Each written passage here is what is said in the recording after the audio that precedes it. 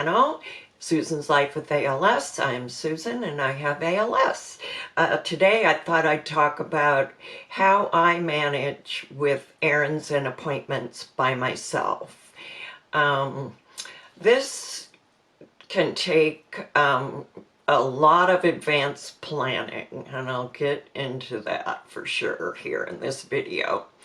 Right now I am still walking independently. I say independently, but it's with a walker, and I am still able to drive. When I lose the ability, when the ALS progresses enough that I can't drive, of course I will stop driving, but right now I'm still legal to drive. So I'll start with appointments.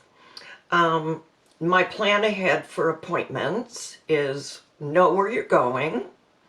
That is a big help, because then you know how far you have to walk, where the handicap parking is, how long it's going to take you to get there, how much energy am I going to need for this trip.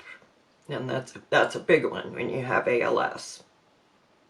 So I always bring a walker, I always bring a cane, I always bring my phone, and I always bring a phone charger.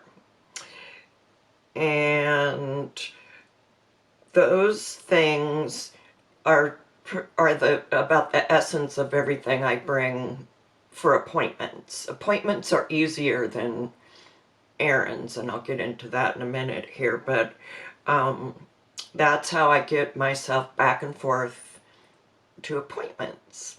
All right, so I'll move on to errands. Errands are harder. Errands take you, to a store, to a dry cleaner, to a restaurant, to a, takeout, to everywhere. It takes you everywhere else. So that takes a little bit more planning.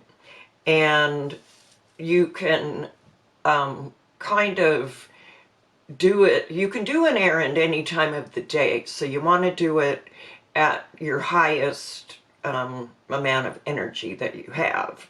So you're going to bring the same things. You're going to bring the walker, you're going to bring the cane, the phone with the charger. I'm looking at my notes here. One of my tips is ask your husband if he's going to Lowe's. My husband goes to Lowe's a lot, so sometimes I can tag along with him, in which case I would bring a walker, bring a cane, bring my phone, but my husband would be driving. And if I don't have the energy to go with him, he kindly asks if I need anything, and we'll stop and get whatever I need, and then I can skip the errand. So when I'm alone and I get to the store, first thing I'll look for is a handicap parking spot. But boy, are those hard to find. Everybody and their brother is handicapped. So my next trick then is to park by the cart return. And there's a lot of times you can get the parking spot right by the cart return. And so that way you have a cart.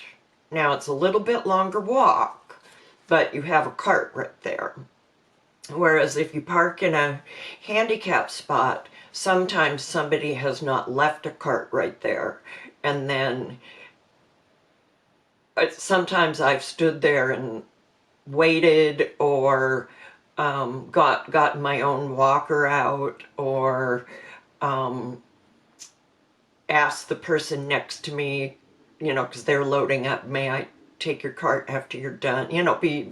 Don't try to stalk people, but they're usually more than happy to give you their cart. Once I've got the cart, then I can get into the grocery store. And grocery stores, big box stores these days, have scooters, and those are usually located right by the carts. So I push my cart in there, get a scooter, and then ride the scooter around the store. To get back out to my car, and remember, I can still walk if I'm holding on to a walker or a cart. I get the scooter back where it goes, plug it in, transfer my groceries out then right there to a cart, and then take the cart out to my car and load that up and leave the cart right there for the next handicapped person. So if there are no scooters available, what I do is use one of the big carts, and that way I have more stability leaning against it. And then I know I have to keep walking around the store, and I lose energy pretty fast.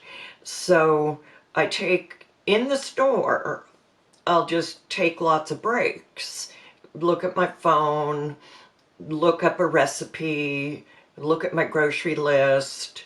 So it's a good reason to stop, and you're getting rest at the same time. So at my local Walmart, there was a little bit different situation. They have scooters, but they're on the other side of the area where the carts are located, a long way.